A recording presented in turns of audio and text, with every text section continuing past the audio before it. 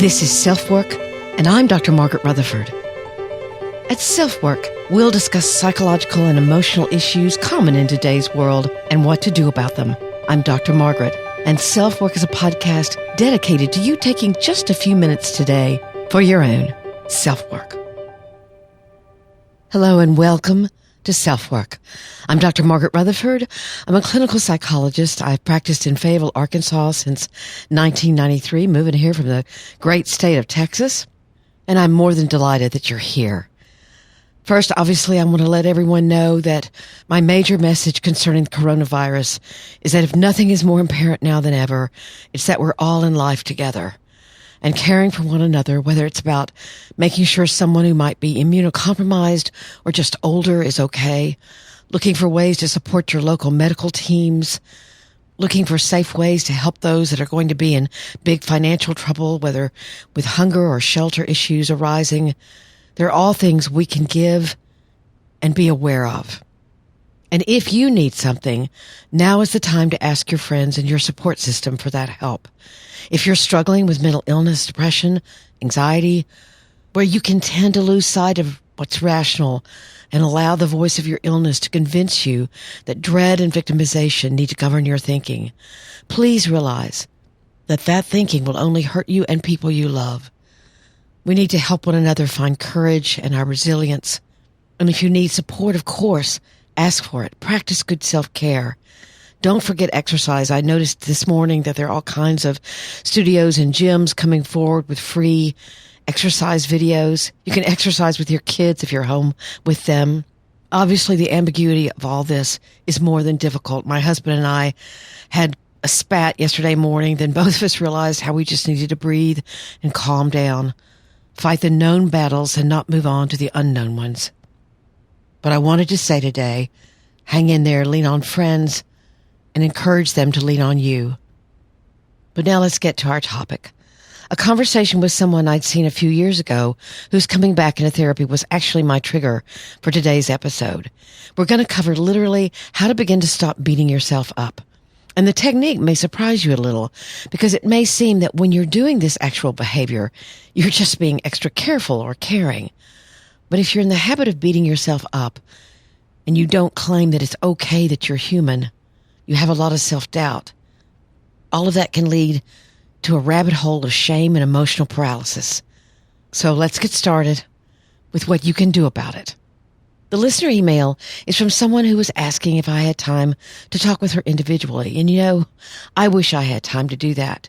But we'll talk about options for how to make the most out of at least what I can offer and some changes I've had to make due to the success, which I, of course, owe to you, of SelfWork.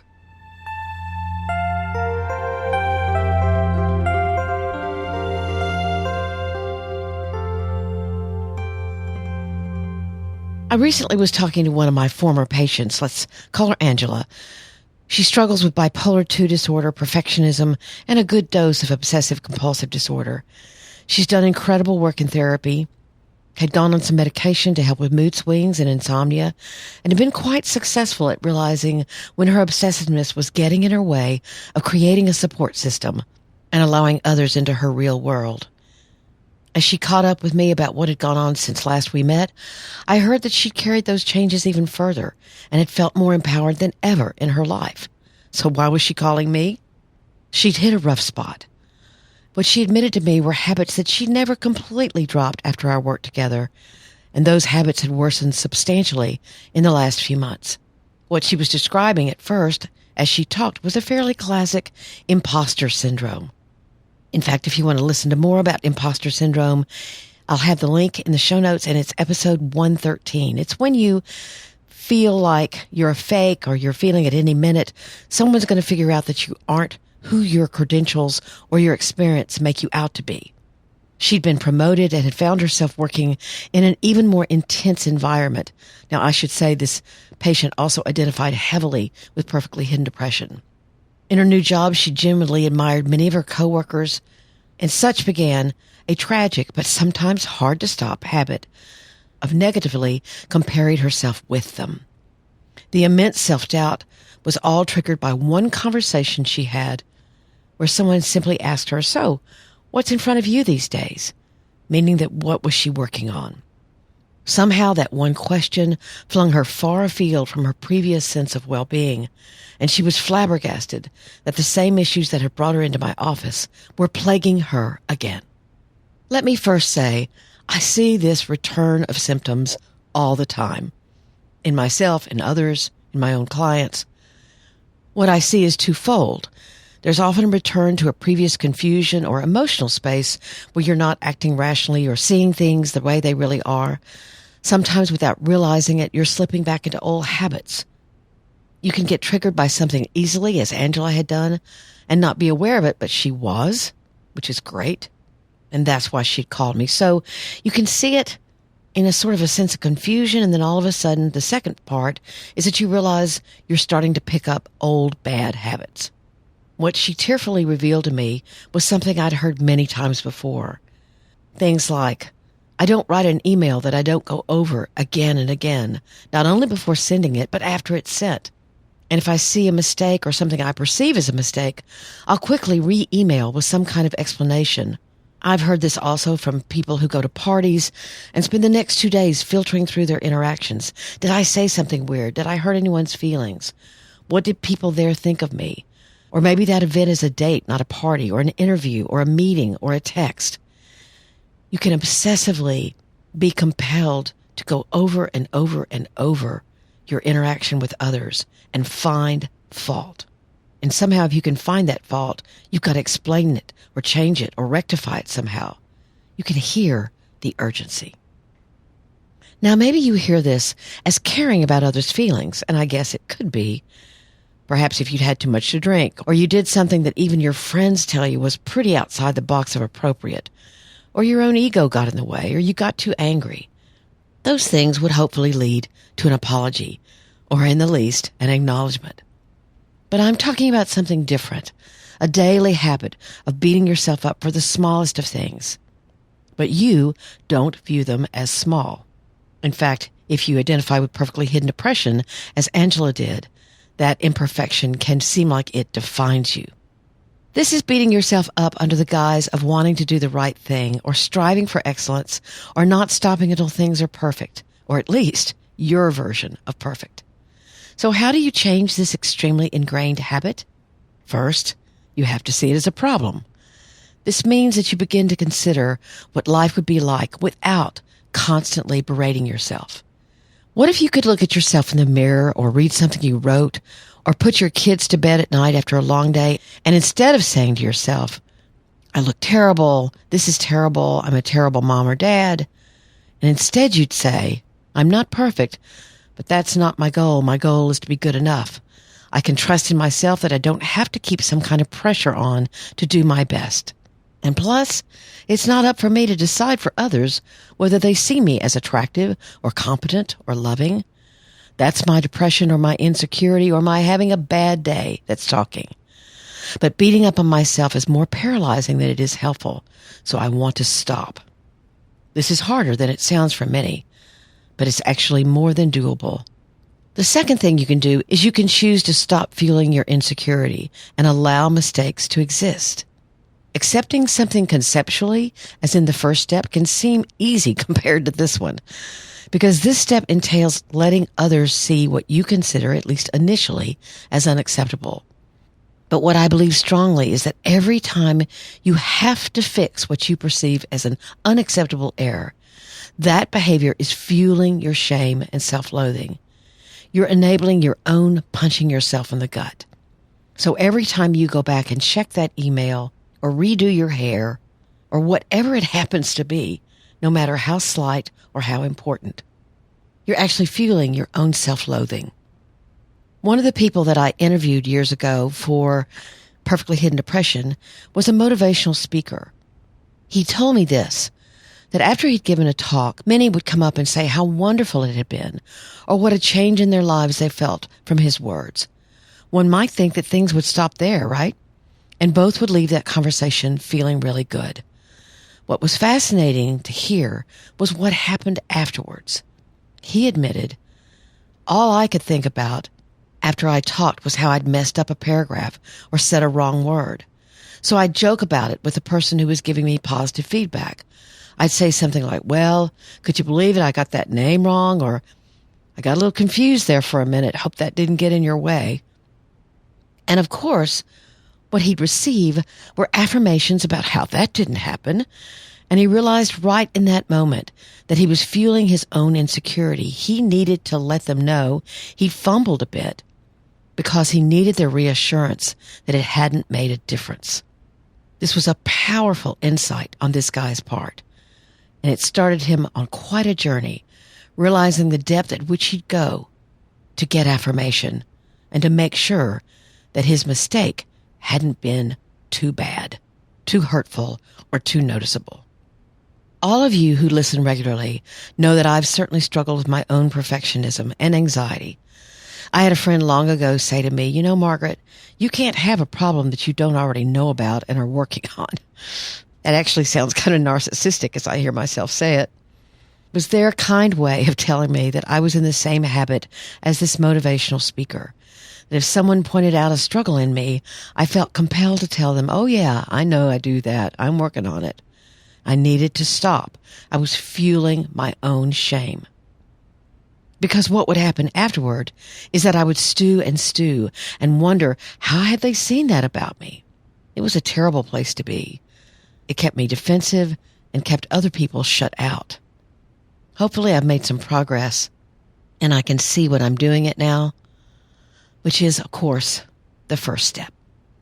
I started a little campaign with myself sometime within the last couple of years to see what I could do in tiny ways to address this almost compulsion on my part.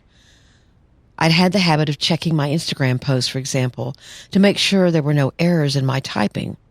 That wasn't okay. I needed to change that if there were. I read other people's stuff all the time and never thought how idiotic they were if there was a spelling or an error. So I decided I wanted to stop checking. Now, if it was an important email, a work email of some kind, yes, I would go back and check that. But not an Instagram post, not a Facebook post.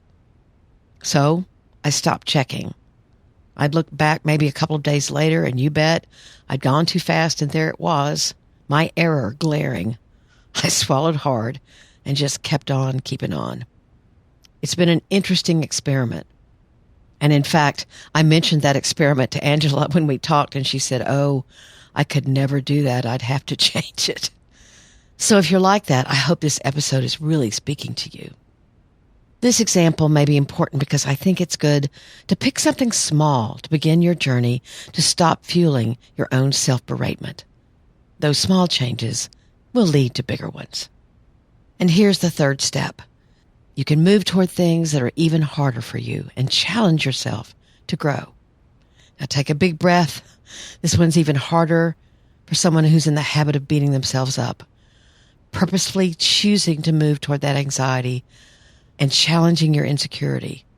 You choose to simply sit with something that you know will leave you feeling vulnerable, and you stay there, you sit there, and you are there.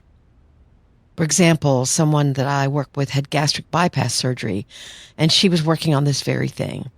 She came in one day with shorts on and proudly said, I'm choosing to allow people to see things I'm struggling with the most, and that's the extra skin that's left after the surgery. The things you think are unmentionable, that you can't talk about, that you can't reveal, either physically, spiritually, emotionally, whatever. You move toward them and challenge yourself to grow. Other examples could be that you reveal a fear that you never thought you would. Maybe you tell your partner that you've been afraid that you weren't sexually pleasing to them and ask what they might like. Maybe you're insecure about the fact you think you sound dumb, so you never speak. And then you choose to do so. You be in that moment. Now, it's a good idea to only do this with people you trust first, because others who sense your insecurity and don't have your well-being in mind might pounce on that insecurity for their own agenda. And that's not what you want to do when you're trying to make these kinds of changes. So the challenge is, of course, best when you're going to be around people that really, get you and that you can count on them. They might even know that you're very insecure about what you're choosing to do. So they'll support you and applaud you. If you don't have those kinds of people in your life, then perhaps even admitting that to yourself can lead to a new discovery that you need to look for those people. Basically, you lean into your anxiety and manage it. You ask yourself, what am I telling myself I could never do? And you do it. Or at least some form of it. I could never have a meal by myself. I could never, whatever. And you just do it. It's amazing how each small step can lead into an even braver step, and then braver and more brave. And you can find your courage and actually come out on the other side, not needing anymore to constantly beat yourself up. It's a wonderful change.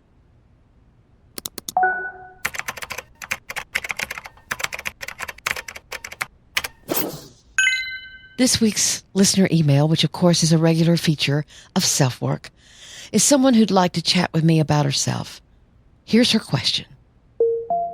Hi, Dr. Margaret. I had posted you on my Instagram story a couple weeks ago and messaged you. I'm so excited to finally be doing this, to have the time to do this message. I had been trying to find a podcast that was therapeutic, like counseling, and I came across yours, and it just really felt like home. And it was one that finally, I was like, finally, this feels like home. So I love your podcast. I love everything that you do on Instagram. And I really wanted to see if I could just pick your brain on my boyfriend's soon-to-be fiance. We've been together for 4 years. I'm a huge mental health advocate. We both have been through childhood trauma on opposite sides of the spectrum. And I have learned so much. I went through counseling last summer and participated in EMDR therapy, learned so much about myself, really found a passion for mental health and disorders. And I have documented and just really have a lot of information on some things that his behaviors. And I would just love to go over those with you. Thanks. Hopefully you call me back. First of all, of course, I'm flattered and honored for people who want my advice on their particular story. And I'd love to be able to listen to everyone's complete story and maybe even have at least one session with everyone, but I can't do that. There's several reasons, both pragmatic and time-wise, but it's also my understanding at this time that even if I got an online certification, I'm still only allowed to counsel with people who are residents of Arkansas, since that's where I hold my license. Some people could say, well, you're not actually doing therapy, you're doing a consultation, but the ethical line is very, very subtle and can be crossed easily. For example, when I'm answering emails, I always try to couch what I say not as advice, but as feedback or suggestions, and then I almost always say, please talk to your own local therapist about this, or read a book or something that mentions other expertise other than my own. There's some therapy podcasts that at the very beginning will have a caveat saying this isn't therapy, and that's to address this very issue in psychology and psychiatry. But certainly people who, for example, write for newspapers or magazines and offer their quote-unquote advice are doing just that. They're not restricted by the state in which they hold a license or the person they're talking to is living. So there are definite exceptions to the rule. But I'm always trying to be careful about that. There is a way, of course, to get more in touch with me by joining my Facebook closed group at facebook.com/groups/selfwork.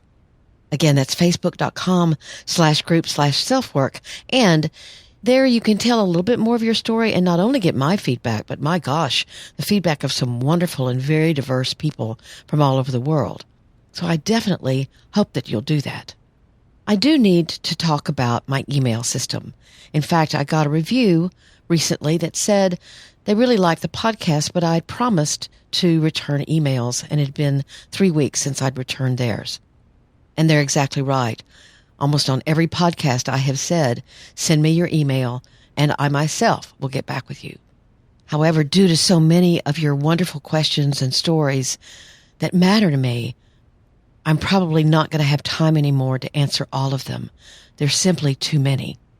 And I don't want to shift those off to someone else. That's not who I am. So again, I'll encourage you join the Facebook group. You could email me with a suggestion for a podcast, but I will also only be personally answering about 6 emails a month. Right now I'm getting maybe 20 or to 2 dozen. I just simply don't have time to do that, especially since many of them are fairly long. I will likely take the first 6 or so emails of the month, so if you're going to write, maybe you can do so in the very first days of the month. I'll try to set something up where I have a standard way of knowing that yours wasn't the email that I could answer this month. I will see how to do that. But please know that this is not personal. I thank you for being here and asking questions. I couldn't ask for better listeners.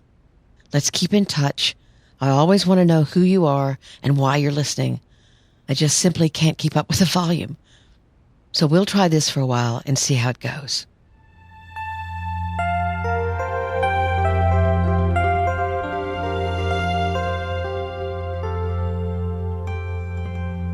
Thank you, of course, for listening to SelfWork. You can email me, maybe the first of the month, at askdrmargaret@drmargaretrutherford.com. You can go to my website, drmargaretrutherford.com, and subscribe there. That gives you an easy weekly newsletter that you'll receive to help you keep the blog post and the podcast available to you quite readily. Please leave reviews of the podcast on iTunes or wherever you listen. And if you're reading Perfectly Hidden Depression or you've gotten a copy of the book, I would love and appreciate and be extremely grateful for a rating or review on Amazon. I have the somewhat audacious desire to reach 100 reviews, and I'm only at 44. So you can help me out if you'd like. These times are so ambiguous, but as I said in the intro, we're all in this together. Thank you again for being here.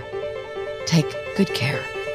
I'm Dr. Margaret, and this has been SelfWork.